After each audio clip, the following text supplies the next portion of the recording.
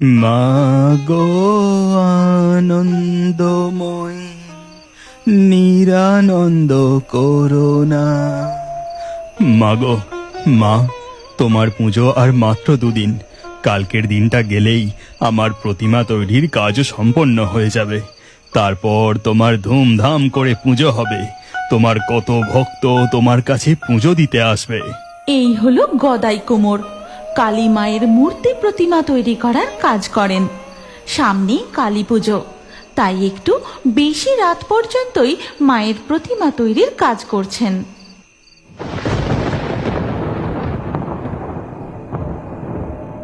ওরে বাবা, মনে হয় এক্ষুনি বৃষ্টি আসবে। কাজ করতে করতে আজ অনেকটা রাতও হয়ে গেল। নৈহাটির গঙ্গার ঘাটে শেষ নৌকাটা আর পাবো কিনা কি জানি। মাগো, আজ আমি চলি। কালকের মধ্যেই তোমার সব কাজ হয়ে যাবে। হ্যাঁ। এই কথা বলে গদাই কুলতলা গ্রামের মন্দির থেকে বেরিয়ে গঙ্গার ঘাটের দিকে হেঁটে যেতে থাকে। চারিদিক নিস্তব্ধ, আর মাঝে মাঝে মেঘের গর্জন শোনা যাচ্ছে। চারিদিকটা কি ঘুটঘুটে অন্ধকার। আজ মনে হয় শেষ নৌকাটাও পাবো না। মায়ের কাজে এমন বিভোর হয়ে গিয়েছিলাম যে সময়ের কোনো হদিসই ছিল না। সত্যি আজ অনেকটা রাত হয়ে গেছে। হাঁটতে হাঁটতে গদাই রাস্তার পাশে বড় মায়ের বেদির কাছে এসে পৌঁছায়। সেখানে সে দেখে, বাহ, বড় মায়ের প্রতিমা কি সুন্দরভাবে তৈরি হয়ে উঠছে। দেখছি আর কিছুটা কাজই বাকি আছে। এখানকার মূর্তিকার মনে হয় অনেক আগেই কাজ শেষ করে বাড়ি ফিরে গেছে। আমারই আজ ফিরতে দেরি হয়ে গেল। এমন সময় হঠাৎ একটা জোরে দমকা বাতাস ধেয়ে আসে। তাতে মায়ের বেদির জ্বলন্ত প্রদীপটাও নিভে যায়। যা, মায়ের প্রদীপটাও নিভে গেল। মাগো, মা, আকাশের অবস্থাটা ভালো না। যে কোনো মুহূর্তে ঝড় বৃষ্টি শুরু হতে পারে। এবার আমি আসি, মা। এই কথা বলে গদাই বড় মায়ের বেদির কাছ থেকে সোজা হেঁটে যায় গঙ্গার ঘাটের দিকে। তারপর গঙ্গার ঘাটে গিয়ে দেখে, হে মা তারা, শেষ নৌকাটাও মনে হয় চলে গেছে। ঘাটে যে দেখি কোনো নৌকার চিহ্ন পর্যন্ত নেই। এবার আমি কি করি? বাড়ি ফিরি কি করে? গদাই চিন্তিত হয়ে ঘাটে বসে পড়ে। গদাইয়ের বাড়ি গঙ্গার ওপারে। সে প্রতিদিন প্রতিমা তৈরি করে রাত্রিবেলা নৌকায় করে বাড়ি ফেরে। আজ রাতটা মনে হয় গঙ্গার ঘাটেই কাটাতে হবে। এই কথা বলেই গদাই একটা গান ধরে। শ্যামা মা কি আমার কালো রে, শ্যামা মা কি আমার কালো। গঙ্গার জল কুলকুল শব্দে বয়ে চলে, আর গদাইও গুনগুন করে গান গাইতে থাকে।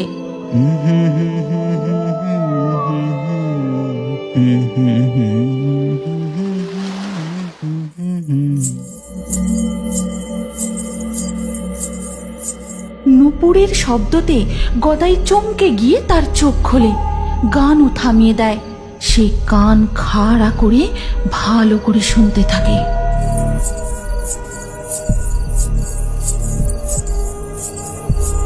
নুপুরের শব্দ ধীরে ধীরে আরো জোরালো হতে থাকে। গদাই বুঝতে পারে নুপুর পরিধারিণী গঙ্গার ঘাটের একদম কাছাকাছি চলে এসেছে।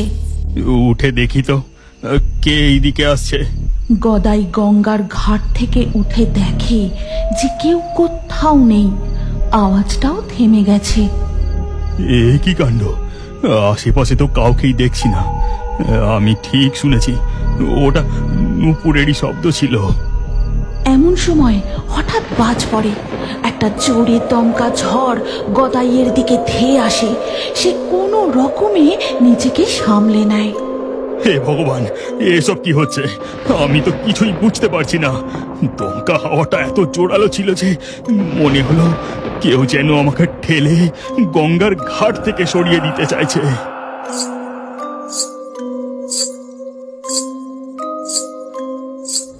হে মা তারা, রক্ষা করো মা, রক্ষা করো।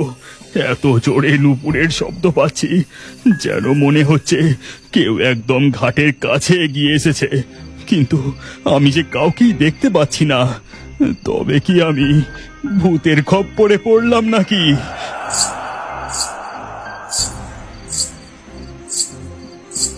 গদাইয়ের থেকে কিছুটা দূরে ঘাটের একদম কাছাকাছি যেন নূপুর পায়ে কেউ পায়চারি করছে। আজ আমি নিশ্চয়ই ভূত প্রেতের খপ্পরে পড়েছি। হে বড় মা, রক্ষা করো মা, আমাকে এই নুপুর পড়া ভূতের হাত থেকে রক্ষা করো, রক্ষা করো মা। এমন সময় আবারও বিদ্যুৎ গর্জে ওঠে। শুরু হয় ঝমঝমিয়ে মুষলধারে বৃষ্টি। আরে আরে, বৃষ্টি শুরু হলো যে, গঙ্গার ঘাটেও যে কোথাও দাঁড়ানোর জায়গা নেই। যাই, এখান থেকে কোনো গাছতলায় না হলে কোনো ছাওয়া জায়গা দেখে আশ্রয় নিই। গদাই গঙ্গার ঘাট থেকে সরে যেতেই আবার সেই নূপুরের ছমছম আওয়াজ। হে ভগবান, নুপুরের শব্দটা যে গঙ্গার ঘাটের দিকে নেমে গেল। এখানে আর এক মুহূর্ত নয়, আমি বরং বড় মায়ের বেদির ওই ছাওয়া জায়গাটায় গিয়ে আশ্রয় নিই। হ্যাঁ। বৃষ্টিতে ভিজতে ভিজতে গদাই আবার ফিরে গিয়ে বড় মায়ের বেদির পাশে একটা জায়গায় গিয়ে বসে। বড় মা, ভূত প্রেতের হাত থেকে আমাকে রক্ষা করো মা। আজ রাতটুকু তোমার কাছে ঠাঁই দাও। আমি জানি মা, তোমার চরণে তোমার ছেলে আশ্রয় নিলে তাকে কেউ স্পর্শ পর্যন্ত করতে পারবে না। ঝড় বৃষ্টিতে বেশ কিছুক্ষণ কেটে যায়। এরপর বৃষ্টিও থেমে যায়। হঠাৎ আবার সেই দমকা ঝোড়ো হাওয়াটা বয়ে আসে, আর সাথে সাথে বড় মায়ের বেদিতে রাখা প্রদীপটাও দপ করে জ্বলে ওঠে। বড় মা, বড় মাই আমি কি দেখছি? তোমার প্রদীপটা দমকা হাওয়ায় ঠিক যেভাবে নিভে গিয়েছিল আবারও ঠিক একইভাবে জ্বলে উঠল। এই সবই তোমার লীলা মা, তোমার লীলা। জয় বড় মায়ের জয়। এমন সময় গদাই আবার শুনতে পায় কেউ যেন এই দিকেই সেই নূপুর পায়ে হেঁটে আসছে।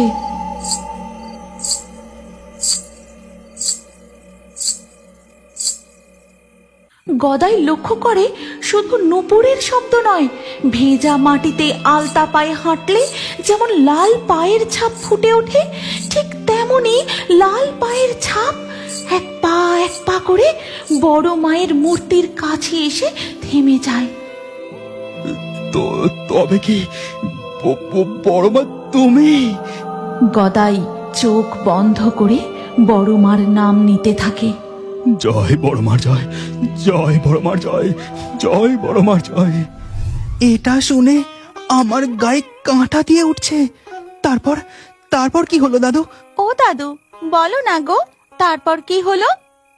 গদাই কুমোর বাড়ির কালী পুজোর দিনে তার দুই নাতি নাতনিকে বড় মায়ের অলৌকিক নূপুরের শব্দের গল্প বলতে থাকে। তারপর আমি আর কিছু জানি না। সেই যে চোখ বুজে বড় মায়ের নাম নিতে শুরু করলাম, তারপর আর চোখ খোলেনি। পরের দিন সকালে কিছু লোকজন মিলে আমার জ্ঞান ফেরায়। তার মানে দাদু, তুমি গঙ্গার ঘাটে যাকে ভূত বলে মনে করেছিলে সে আসলে বড় মা ছিল? হ্যাঁ মা, নূপুর পায়ে বড় মাই ছিলেন। গভীর রাতে মা যে গঙ্গার ঘাটে স্নান করতে যায়, আর তুমি গঙ্গার ঘাটে নামার মুখে দাঁড়িয়েছিলে বলে বড় মা ঘাটে নামতে পারছিলেন না, সেই জন্যেই জোরে জোরে নূপুরের শব্দে সেখানে পায়চারি করছিলেন, তাই না দাদু? আর সেই নুপুরের শব্দকে তুমি ভূত ভেবে ভয়ে গঙ্গার ঘাট থেকে সরে যেতেই বড় মা গঙ্গার ঘাটে নেমে যায়। তারপর স্নান সেরে ভেজা আলতা পায়ে আবার বড় মা নিজের বেদির কাছে ফিরে আসেন। তার মানে দাদু, তুমি সত্যি বড় মায়ের আভাস পেয়েছো। জয় বড় মায়ের জয়, জয় বড় মায়ের জয়। জয় বড় মায়ের জয়, জয় বড় মায়ের জয়। আচ্ছা দাদু, তারপর থেকে আর কখনো তুমি বড় মায়ের নুপুরের শব্দ পেয়েছো? মা যে এই অভাগা সন্তানকে একবারই সেই সুযোগ দিয়েছিলেন। আচ্ছা দাদু, তারপর থেকে তুমি আর নৈহাটিতে ঠাকুর তৈরি করতে গিয়েছিলে? হ্যাঁ, যতদিন শরীর শক্ত সামর্থ্য ছিল ততদিন নৈহাটির বিভিন্ন জায়গায় মূর্তি তৈরি করেছি। দাদু, এবারের কালী পুজোয় আমি আর লক্ষ্মী মিলে বড় মায়ের পুজো দেখতে যাব। তুমি কি আমাদের সঙ্গে যাবে? আমার যে বয়স হয়েছে, আর ভালো হাঁটতে চলতে পারি না। তোমরা এখন বড় হয়েছো, কলেজে পড়ার বয়স, তোমরা যাও। এরপর বেশ কিছু মাস কেটে যায়। কালী পুজোর দিন সমু আর লক্ষ্মী মিলে নৈহাটিতে বড় মায়ের পুজো দেখতে যায়। সেখানে বড় মায়ের বিশাল দৈব রূপ দেখে তাদের দুজনের মুখ থেকে শুধু একটাই কথা বেরোয়, জয় বড় মায়ের জয়, জয় বড় মায়ের জয়। তুমি সকলের মঙ্গল করো মা, সকলকে ভালো রেখো।